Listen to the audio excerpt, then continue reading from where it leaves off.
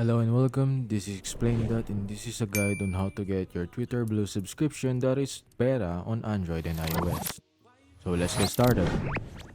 First and foremost, open up your Twitter app and make sure to be logged into your account that you want to get your Twitter Blue hands on.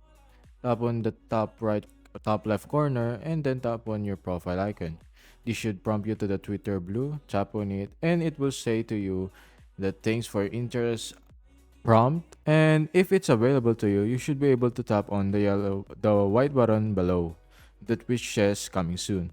But here are the features on it, and just make sure that you ready up your transaction details. And that's about it. That's how to get your Twitter Blue subscription that is made for Android and iOS. If you found this video helpful, be sure to hit that like button, subscribe to our channel, and share it with your friends by notifying that bell as well. As always, stay tuned for more tech tutorials on Explain That.